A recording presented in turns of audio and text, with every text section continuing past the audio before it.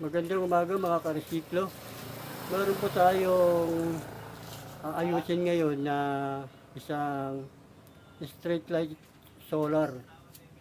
Ang sabi ng may-ari nito ay hindi na raw umiilaw. Kaya aalamin natin at sasabihin ko sa inyo kung paano ba natin mapapatibay ang ating mga street light solar. Okay? Bubuksan ko muna siya.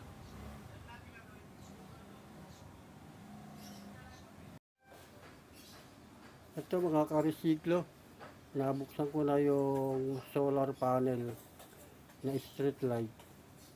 At ito na po ang bumungad sa atin. Ito. Talagang hindi na po siya mag-iilaw kasi nabulok na po yung board niya, pati battery. Ito yung battery niya. Yan. Ito yung board. Wala na talaga. Kailangan na natin itong palitan. Tapos battery. Kailangan na rin po natin itong palitan. Okay. Talagang hindi na po siya matinding recycle ang gagawin natin. Okay. Baklasin ko muna yung battery at board. Okay, tanggalin na natin itong board na to.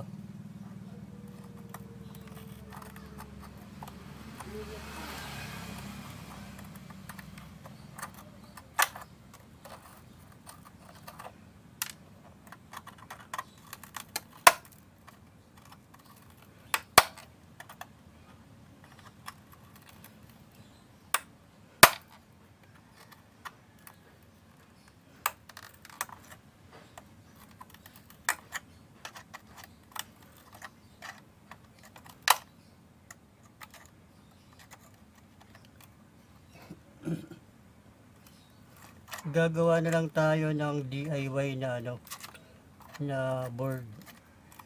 Pero rin po siya yung pagdating sa umaga mamamatay, pagdating sa gabi iilaw.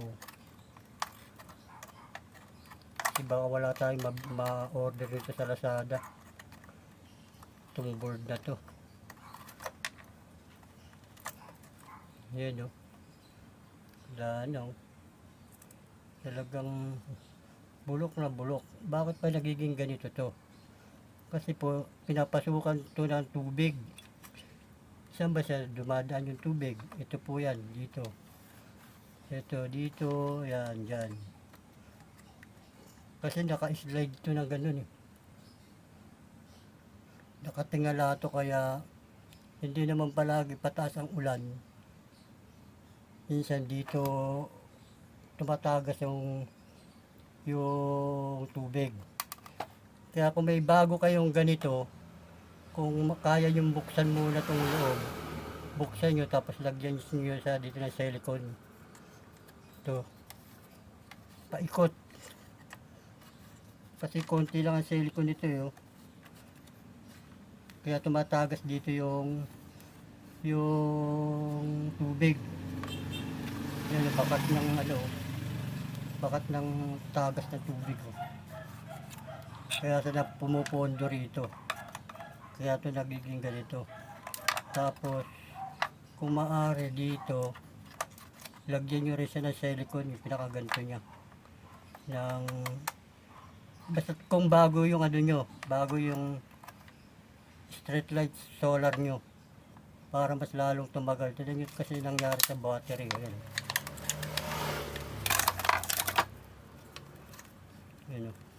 Talaga na bulok. Lumobo. Talagang papalitan na natin ito ng bago. Pero ganito mukhang mahal ang isa nito. Siguro sa 200. So subukan ko siya sa maliliit lang pero tatlong ano lang, tatlong peraso rin. Subukan ko to ng isang araw na gamitin.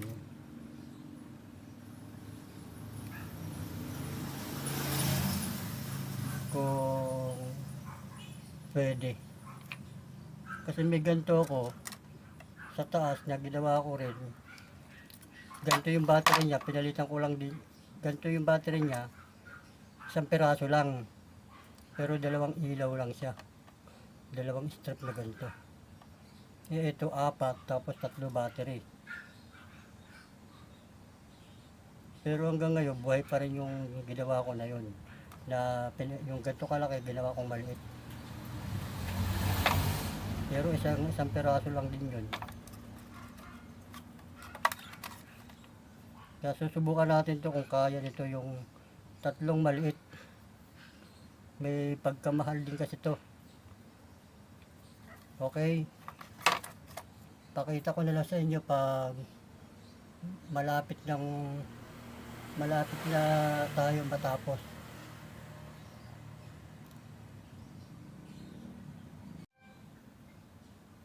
Ayan, natanggal ko na yung battery at saka yung board.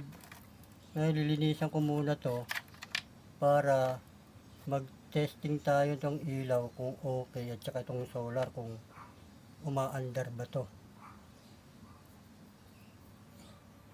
Okay, linisin ko muna to kasi 3 peraso tong gagawin na to eh.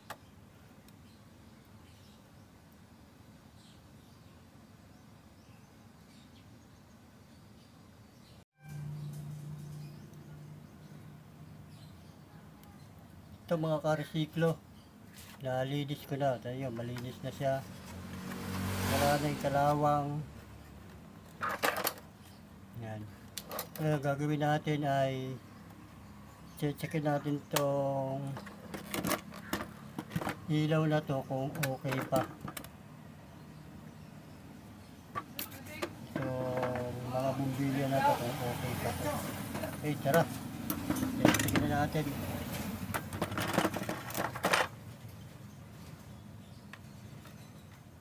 Ito sa 5 volts.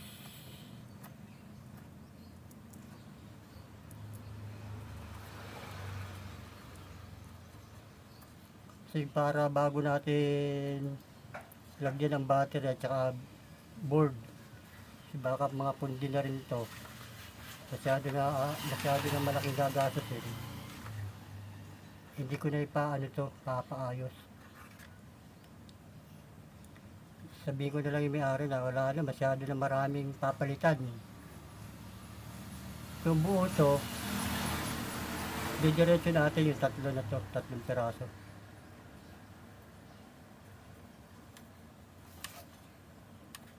Sana buo. Yun. Kita nyo, may ilaw. Ayun. Ibig sabihin, buo yung light niya. Lahat. Wala siyang pundi. Okay. Naging problema lang talaga nito o yung panel tsaka yung battery. Okay.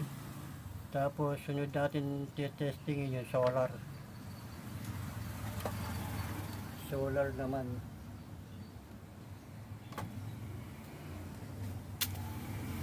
Kung mag-out pa siya ng 5 volts,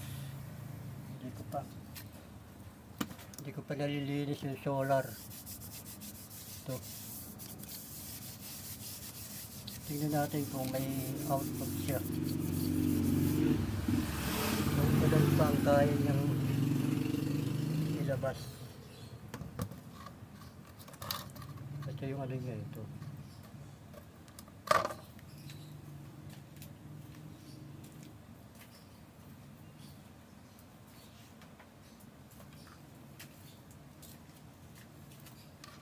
Walang tayo ng tester. Range lang natin ng 20. Tignan natin kung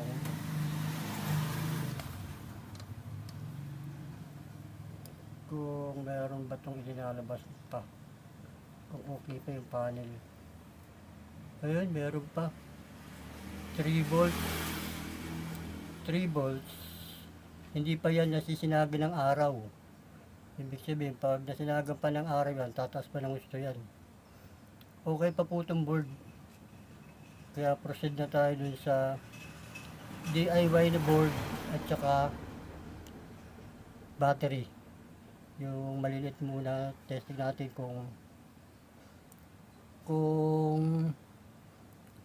uubra ba siya. Subukan natin to ng isang araw. Okay naman yung ano niya, oh. 3 volts. Ibig sabihin, activate pa tong solar na to. Kasi hindi pa nga siya gaano nasa sinaga ng araw. May 3.2 na siya. Okay. Pakita ko na lang sa inyo yung assembling kong DIY na board nito. Ito mga ka-recyclo, ito yung gagamitin natin na battery. Ito yung original nga na battery. Napapalitan natin ng maliit. Ito. Itong tatlo rin siya, kakabit natin ng maliit na battery. Kasi tatlo siya eh. Parang malaki ito. At ito ang DIY na gagawin natin na para sa board. Ito, transistor na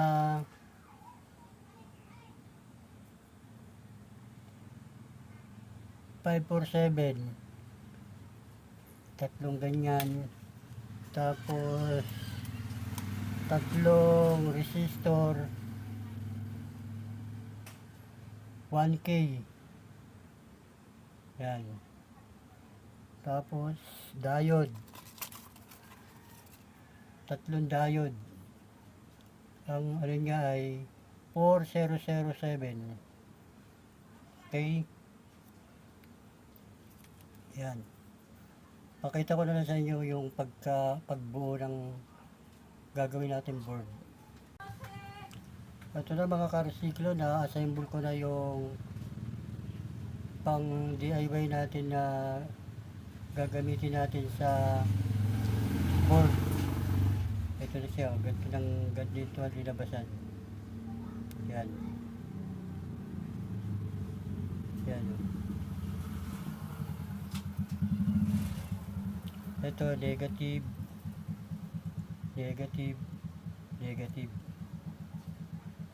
Okay. Pakikita ko na lang sa inyo yung paglagay ng wire nito.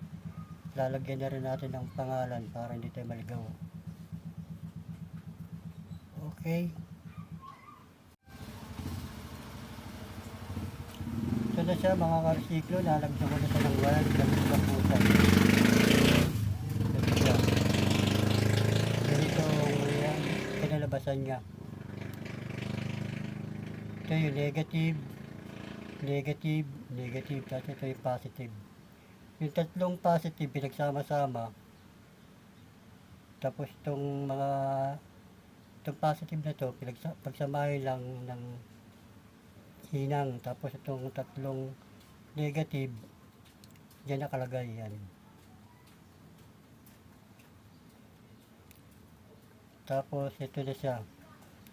Ito dito ay ang connection niya ay yung battery. Ito. Itong ano ng battery ito. Itong dalawa na to. Ito. Yan, battery. Ito. Ito, battery. Tapos itong gitna, may resistor. Ito yung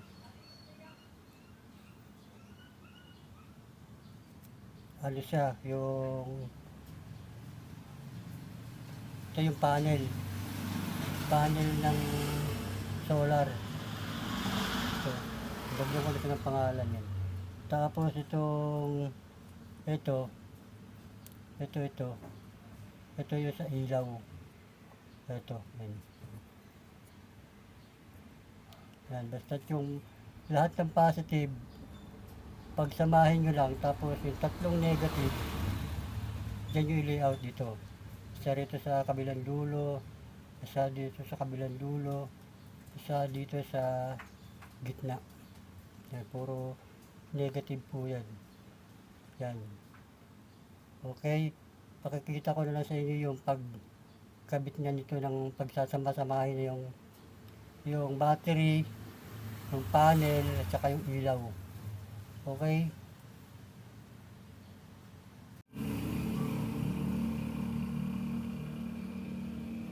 Ito na mga karsiklo.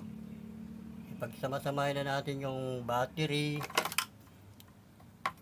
yung ilaw, at yung solar panel.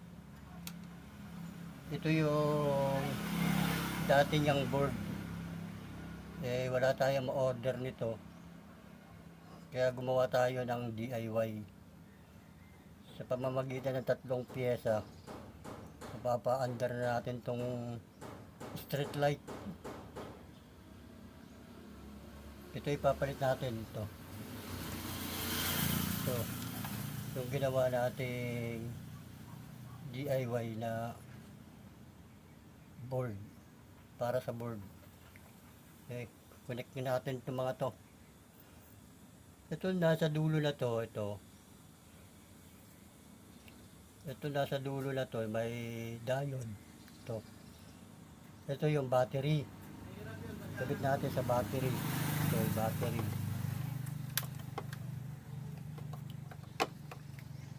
Negative.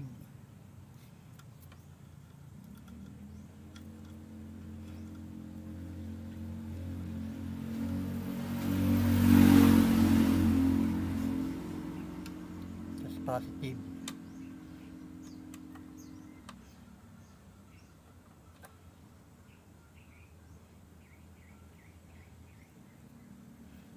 Subukan muna natin ito bago natin i-fix.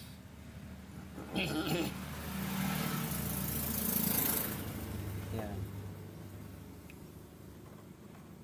Tapos itong gitna, itong may resistor, ito yun para sa solar panel. Ito positive ay negative.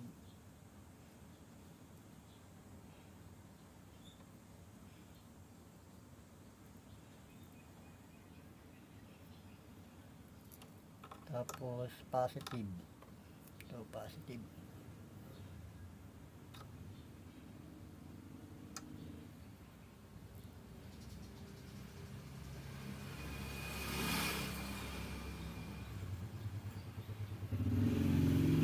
Yan. Tapos ito nasa dulo na to. Ito yung ilaw. Ito. May nakita nyo. Ito ang ilaw. Positive, negative pa rin ang ano yan.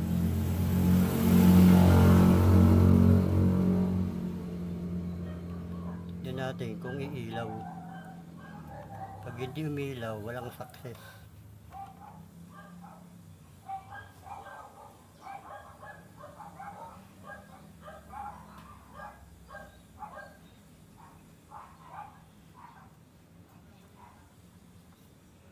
Tama ba? Parang hindi umilaw. Wala pa rin ilaw.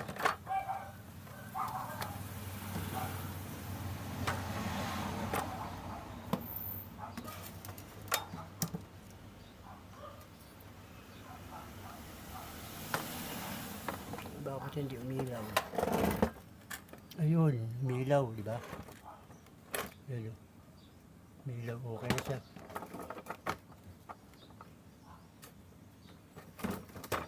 Patay. Yan, patay. Yan, patay siya, di ba? Tapos tatakpan ko. Ayun yung bilaw. Okay siya, okay na. Ayun.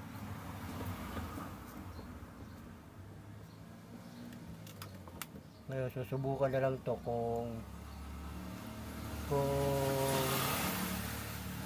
aabot ba ng magdamag. Subukan ko ito mamayang gabi. Kung aabot magdamag. Okay.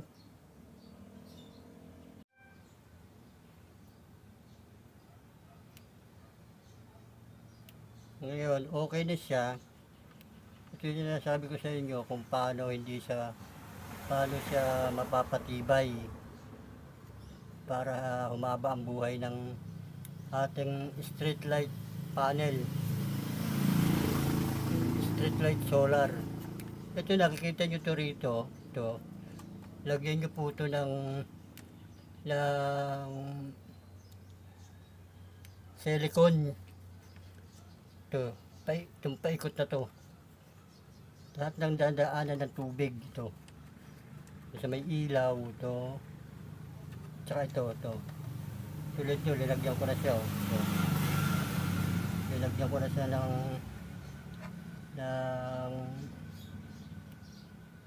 ito nga, glue stick lang to eh. Ang ano lang kasi sa glue stick, pag glue stick, nabibilad ko sa araw, may time na nalulusaw yung glue stick. Kaya ang ano talaga nito, maganda nito. Kundi Bulkasil lagyan nyo lang dito. Basta ikutan nyo lang to. Palibutan nyo lang ito ng Bulkasil. Yan, para hindi makapasok ng tubig. Kasi nakaganyan yan eh. Yan, ganyan siya. Ito dito, hindi na ito malalagyan kasi ano yan, yung may kain yan eh. Ito, may kanal. Tapos